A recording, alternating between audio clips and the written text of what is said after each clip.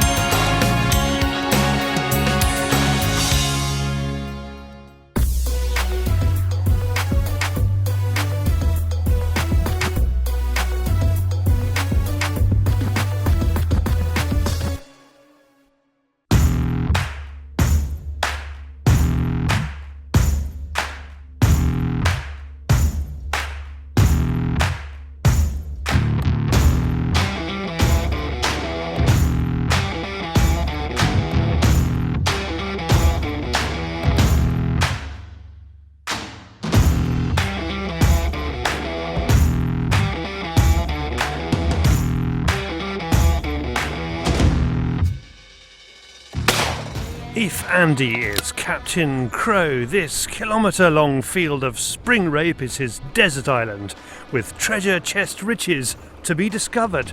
But where? Heading off in the wrong direction could leave him all at sea. Choosing the right flight line could deliver pigeons beyond his wildest dreams, Jim lad. It's job know where to shoot it. They're coming in everywhere. The other side, they're dropping 100 yards along, 50 to 100 yards along to their left-hand side. Just a couple of good flight lines here.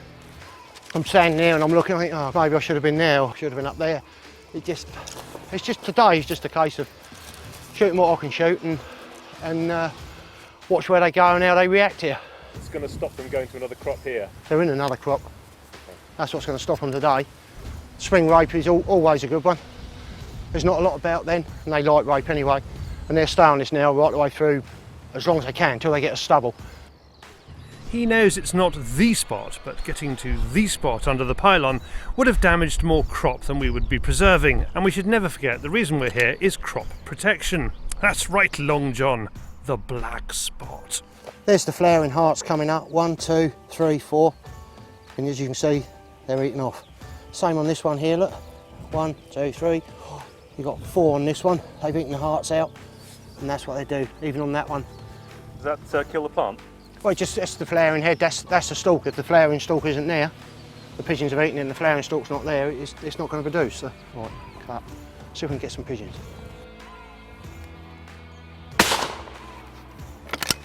Once a decision is made, we're off and running, and we hope that X marks the spot.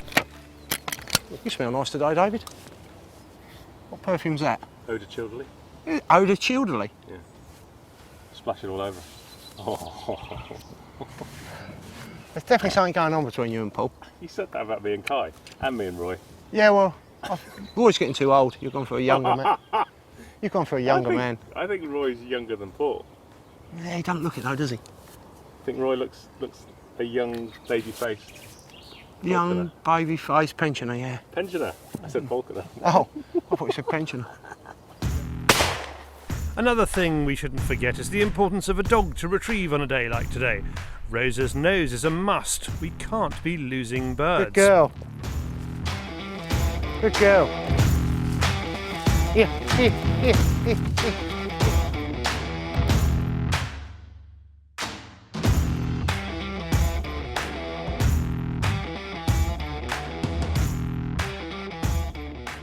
This one. Crow's start is flawless. He's changed his chokes for today and he is pleased with how they are working with his clear pigeons. I've got a couple of chokes from teak a little while ago. One was a 3/8 and a 5/8, which is quite a nice tight choke. And I found them a bit too tight. So Ivan sent me down a couple of quarters and they seem to be suiting these cartridges well. What I found, anything that was close over the decoys, it was just turning them inside out. So. Right, if there was no chokes in that gun, yeah, would you have hit those birds? No. Not at that rate, you wouldn't. It'd be like a pepper, just like a pepper pot. It'd just be everywhere. It'd be like a scattergun. So it's like squeezing liquid out of a washing up liquid bottle with the lid on or with the lid off. Yeah, a bit like that. Yeah. That was an amazing analogy, don't you reckon? I think it's awesome. It's a bit like squeezing your suntan or your baby oil, baby oil out of your container. So either like with the baby oil lid on or without.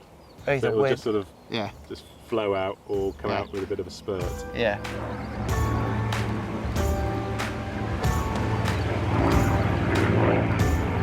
There are plenty of birds in the air and they are looking, but there is no solid commitment. Then Andy fires up the whirly and things step up a gear. This could be a day for movement. I shot a couple of long ones when I picked them up, stuck them on the whirly. As soon as we come back in, there's pigeons. They started to come. They were doing well now. Well, straight away, as soon as we got in the high hills, one come straight in. The time I loaded the gun, it was too far out, and another one come, and another one come. They're starting to look now. So the whirly has helped, but this is changing from a red letter day to a recce day with benefits. Because the field is so huge, shooting it today will not move the pigeons off it, delivering another day's sport. Who's it then? Good girl. As we had such a good reaction to the whirly, Andy stages strictly come pigeon shooting. There are spins, lifts, rotations and bounces.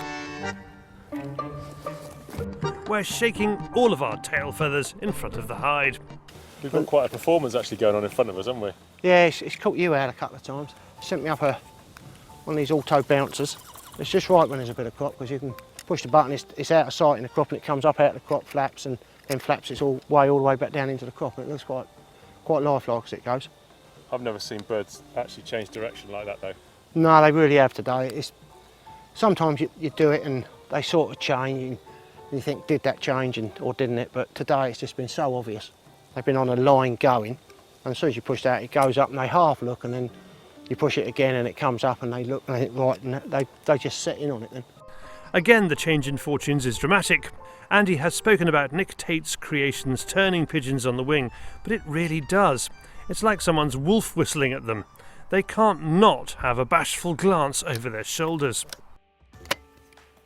At 6ish, Crow is thinking about packing up. There's stuff to be done back at the yard, and the birds need picking. You can't do this without a dog, can you? No, you can't.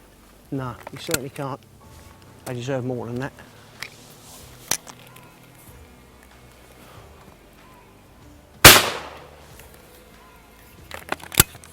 Justin's just turned up, he's going to have a few shots. I've got some droppers behind in the hedge and in the wood behind us, so I'm going to pick those up and he can have a few shots, and then once we've done that, I'm coming back again at the weekend and hopefully have another good day. Well, a better day than we've had. We've had a good day today. I don't know what we got. Must have 70 plus out there. So we leave Captain Crow to it.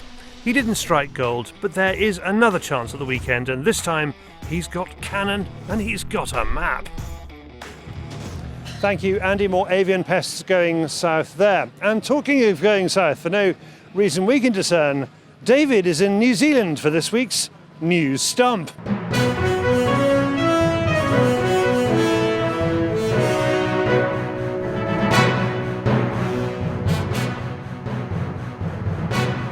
This is Fieldsports Channel News. Most actors who use guns in films get issued them by armourers, not Vinnie Jones. Gamekeeper's son, Vinnie, is filming London Calling, and he gets to use his own rifle, a Winchester 44. The film is about a British businessman laundering money via oil in the Appalachian region of the USA. It's filming around the town of Moorhead, Kentucky. Aerial pictures have shown the damage caused by old-fashioned tar-based clays. These photographs of the Quail Creek Plantation clay layout in Florida show how, after many years of launching clay targets onto the ground, the tar kills off vegetation. Clay pigeon companies are reacting by launching environmentally friendly targets. Among them, LaPorte is offering its resin-based Eco Bird range. The British government wants to ban 1,000 legal guns.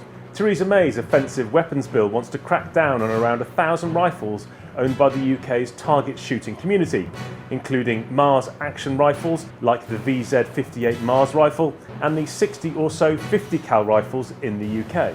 The Home Office, the police and the National Crime Agency have provided no evidence that these rifles nor their owners pose a risk to public safety. and no legally owned rifle of the types prohibited have been used in criminal activity. The Home Office says the ban is in reaction to the semi-automatic rifles used in the Las Vegas shooting, which have been prohibited in the UK since 1988. A woman woke up screaming and covered in blood after a fox bit her while she slept. Jodie Naylard, who's 22, was savaged by the animal after it squeezed through a 5-inch gap in the patio doors at her ground floor flat in London. She suffered 6 puncture wounds from the bite to her arm. There have been several urban fox attacks in the UK in recent years. In February, 7-month-old Rhea Wyatt was left with horrific injuries after being mauled by a fox that snuck into her house through the back door and attacked her as she slept. In 2013, 4-week-old Denny Dolan had his finger nearly bitten off as the fox pulled him from the sofa at his home in Downham, southeast London. Thanks to shareholder Chris Woods for sending this in. Target Sprint GB has won its first medal. Emily Sawyer of Wales won bronze in junior women at the ISSF match in Germany. The up-and-coming sport combines athletics with shooting. If you want to try it out, there's a Target Sprint event in Exeter on the 7th of July, open to all ages. Visit targetsprint.com. Thanks to shareholder Andy McGarty for sending in the story. 2 West Country shooting ranges are expanding. Braces of Bristol is opening its new HFT course on the 4th of July 2018. All are welcome and FX Airguns will be there to show off its range. Visit bracesofbristol.com/HFT. Meanwhile, the Rifleman of Ilminster has started building its full bore range next to its airgun range. And it's the last few days of the Rifleman's Airgun Olympics, hosted by BSA and by Rifleman. Visit bit.ly/Airgun Olympics. Botswana is looking to lift its ban on big game hunting.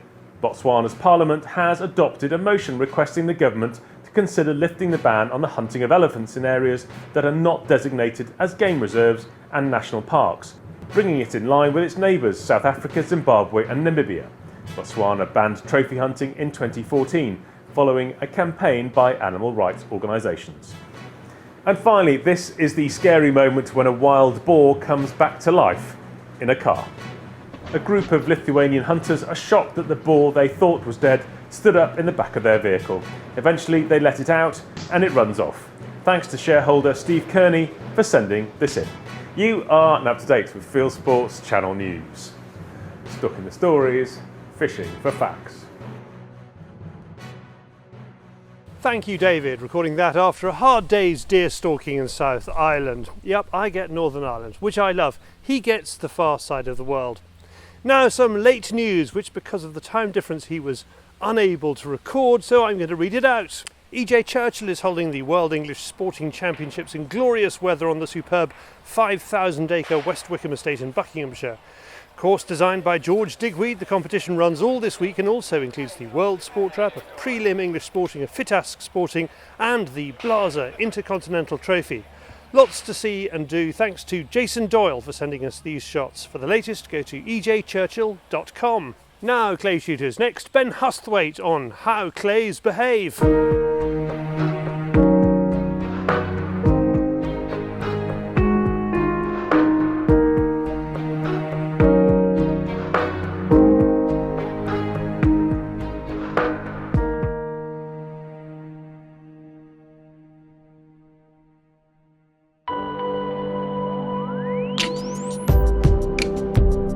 In the last episode we took a look at the standard target. Here it is here, 120 millimeters across. They're generally quite stable in their flight. They will always rotate depending on it comes off a right hand machine or a left hand machine. It will either fall flat to show you face or it will fall away to show you belly. So that was the regular one we shot this week. More interesting this week, we're going to move on to the Batu clay. As you can see, much thinner in its shape. Same size in diameter, but what this target can be done, it can be thrown the right way up or upside down, which will give it 2 totally different flight paths. Flown upside down, it will come off on edge, rotate and open before falling to the floor. That's the one we're going to shoot today. Thrown the other way, it will stay closed, open before reclosing and falling down. It can be a very deceptive target. Aerodynamically, it's much thinner, so it's a lot faster. Most of these are missed behind. So I tend to work on If you think whatever the lead is, it's at least going to be half that again, depending on the spring on the trap. It could get sometimes to 2 or 3 times more. It will be the most under-lead target on a sporting shoot. What we're going to do now is take a look at one of these thrown upside down from our right. It will come out on edge, turn, and as it opens, the kill point will be somewhere towards the floor. In all previous episodes, what I've said to you guys is shoot the clay where you see it the clearest. This can change with a Batu target because a little bit of breeze and it can stay closed for longer. It can open quicker. So you do have to be in a position to take that shot if the chance appears. So don't just try and stick to a solid kill point on a breezy day. It may open in a very different place.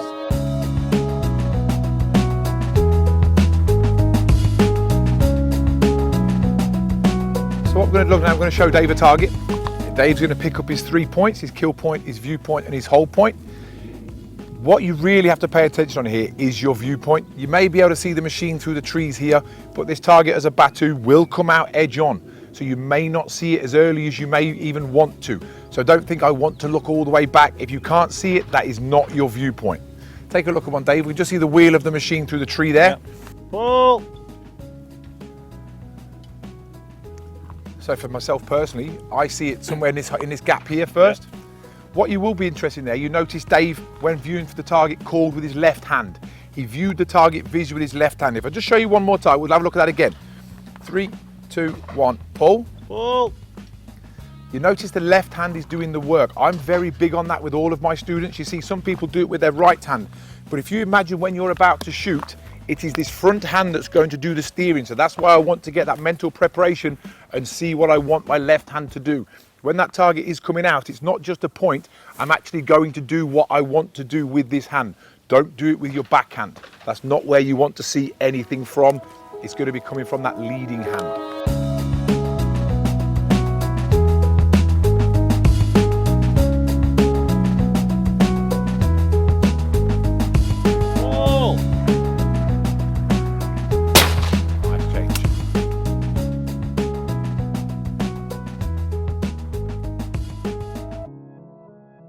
Tell me why you shot it where you chose to shoot it. 3, 2, 1, pull. Picked it up there. As it turned, I saw the belly of the target there, which I saw it clearest. That's where I took the shot. Take a look at one more, and then without knowing what you've already done, tell me where you can see the target biggest and clearest. Pull. There. And where was that compared to where you shot it? A lot later. So in the last episode we were too late. Yes. And in this episode we've gone too soon. Early. So it wasn't just a generic problem. We can actually, like I said to you, take shots in the wrong places. Yeah. What I tend to find is here people, they are going to shoot that there where they can only see half of the target, right, because what they think is it's going to drop. Yeah. Well, if it drops, we shoot under it. Okay. Let's, without changing anything else, because we are going to have a look at your style as well. Yeah. I want to shoot 2 more just with a later kill point. Pull. Well, yeah, a little bit different. Well, different. Again, more time. It is, no rush. and it's what we spoke about, taking more shots in the right places. Exactly. And seeing that target where, and not being fearful of it dropping, not being fearful of it being quick, not being fearful of it rising. Yeah. You know, the methods we're going to work on give us the line. Yeah. So we actually need to really work on that kill point. And it's not easy when you're in a competition mode, when you're first on, because you only get to see one now with the new rules. That's right. So you've really got to engage that computer and take as much feedback as you can from bird one. And like I say, visualization is a very good skill. If you see one, sit back and just close your eye. Work.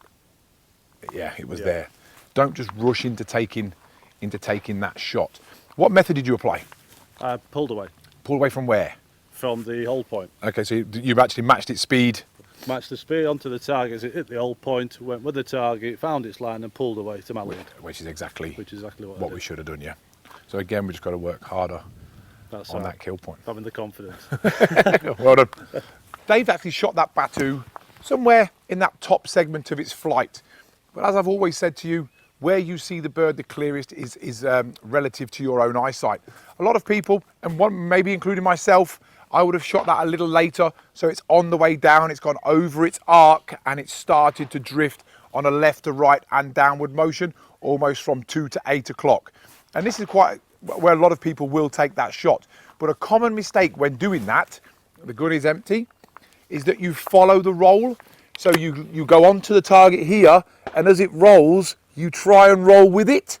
That's going to put you considerably offline and normally inside the line. If you imagine the target is flying here, you end up inside the line.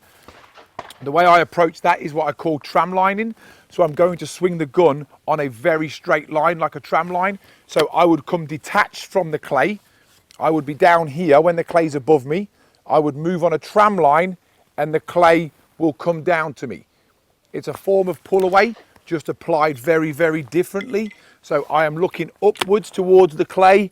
The gun is swinging on a straight line until I get to the lead I want to see, a bit like a box. So I'll be in the bottom left-hand corner of that box when the clay is on the top right. But that's going to get rid of the roll and keep my barrels on a straight plane.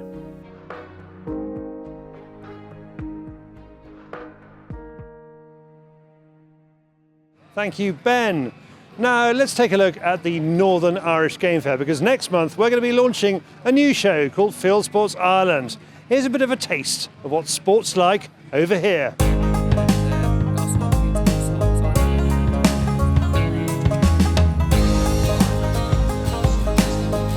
You can come here to find out about all kinds of sport on the Emerald Isle, and the first thing you notice is the sheer quantity of dogs per square person. Hounds, curs, brachets. Show organiser Albert Titterington makes dogs the heart of his game fair. So we have about 400 gun dogs likely to come. We also put up magnificent prize for terrier nurturers, often the Cinderellas of the dog world. And here we have 5 championships. We have 2 racing championships, the Master McGrath and Mick the Miller. Now, there are qualifiers all over the UK and Ireland for that. I mean, some English dogs running yesterday. Last year, an old dog, 5-year-old Scooby, coming to the line, he was 4th, and I could see him gaining, and just on the line, he pipped the other 3. This year, in the first race, in the first qualifying race, he hurt his toe and he was sitting up, and as he limped away, I thought that was him done. But come the final, I gave the old dog, and at 6 years of age, which is old for that, and just pipped again. And if ever a dog wanted to win, now terrier nurture people, you think of them as a hard core of the countryside. Daughter, mother, father broke down and cried. And more importantly, for the second year, they donated their not insubstantial prize money of £250 back to the charity which our gun dog director runs for sick children on the site. So a wonderful sporting gesture.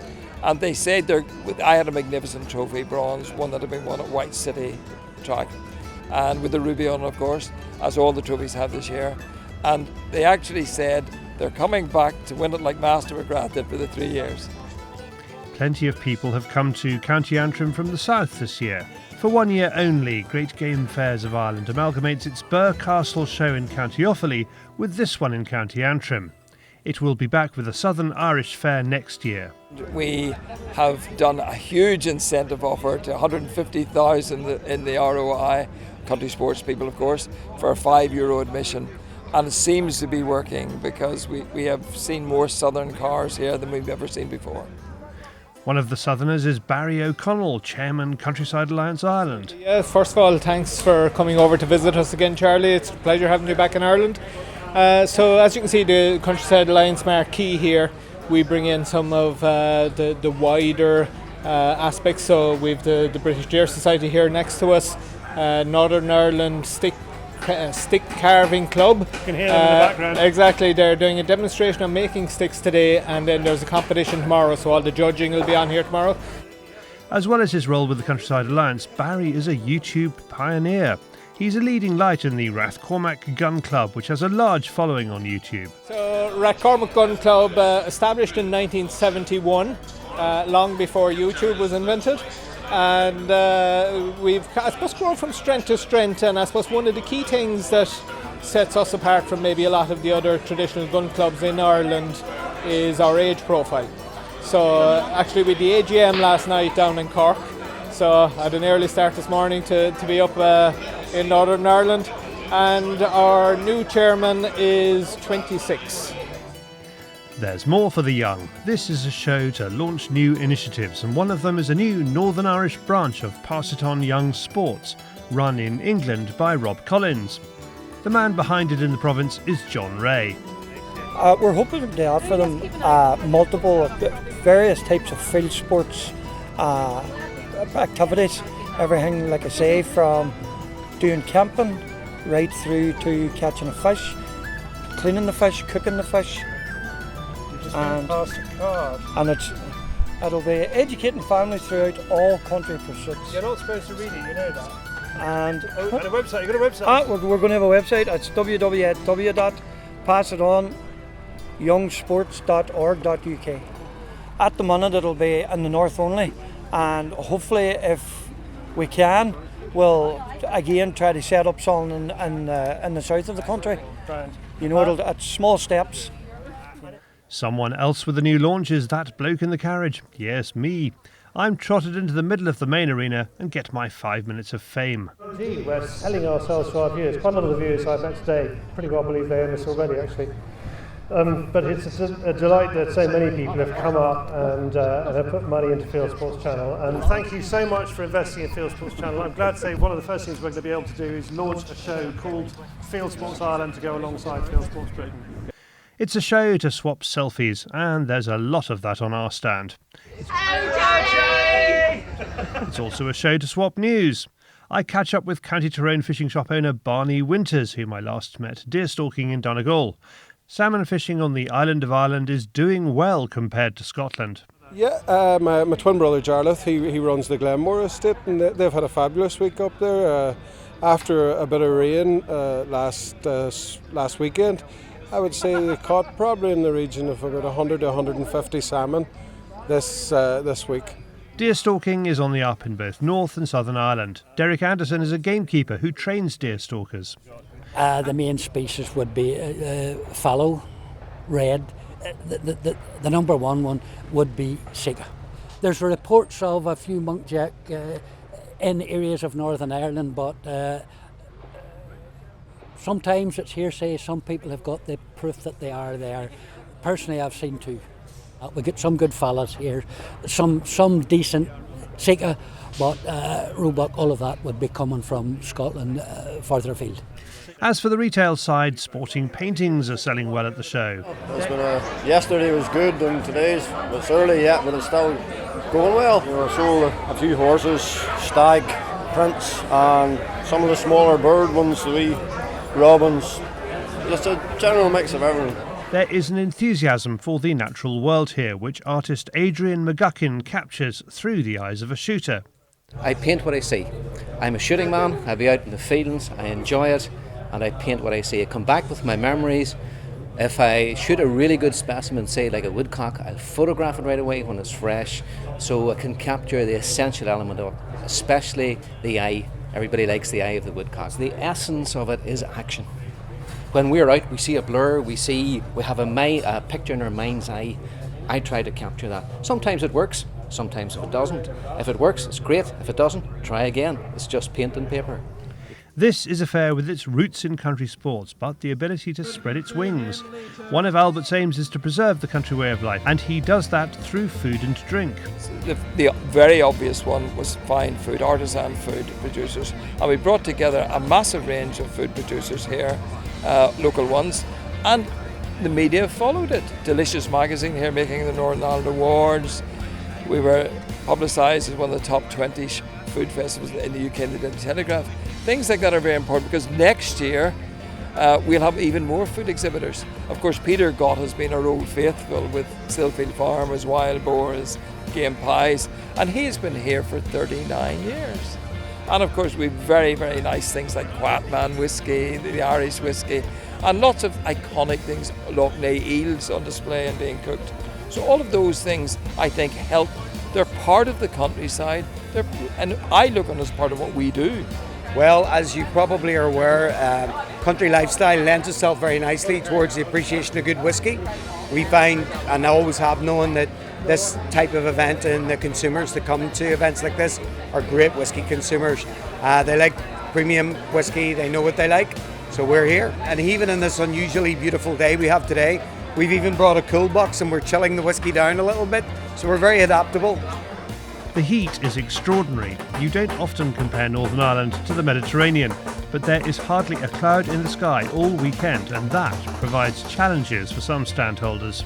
It's been tough going. Selling wax cotton in 80 degrees is a difficult task. Now we've stuck at it, but it was hard.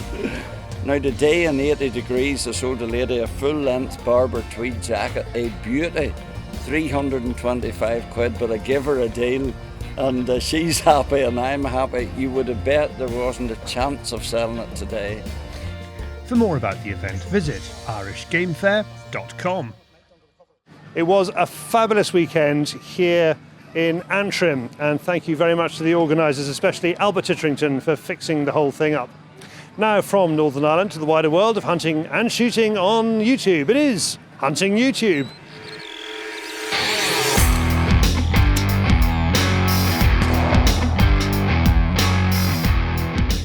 This is Hunting YouTube, which aims to show the best hunting and shooting videos that YouTube has to offer. Tony Duffy from Ireland sends me his latest foxing in Ireland. He's on a cut field, gives it a quick call, and gets this amazing close-up. The McHugh CB channel continues its extraordinary speciality, driving foxes to shotguns with dachshunds. He's working his dogs in thick cover in Victoria, Australia, and shooting with a 20 gauge. There's crow decoying over planted maize on the Andes Range channel. He's out with a friend called Tom and makes a small dent in the corvid population. Hunting with Stu is on a pig hunt in western New South Wales. It's day 3 of this exercise and there are still plenty of them about. I have done lots on Hunter Brothers recently, but this is what they do best, and I had hoped we would be able to go out and join them this year. They are after wild boar in the crops in daylight, what the Dobler boys call wheat pigs. Jared McLaughlin puts up West Coast New Zealand Tar Rut Hunting 2018, a week with the lads in one of the tar ballot blocks. Ovini Expeditions releases this chamois hunting film. They are in the French Alps and this is part 1 of 2 films. And finally, Michigan Gone Wild produces a lovely series about its deer camp on public land in northern Michigan. It's an hour long and a good one to settle down and watch. That's it for this week. I've put all these films into a playlist for you. Click on the I symbol top right or check this film's description. If you have a YouTube film you would like us to pop into the weekly top 8, email me the link, charlie@fieldsportschannel.tv.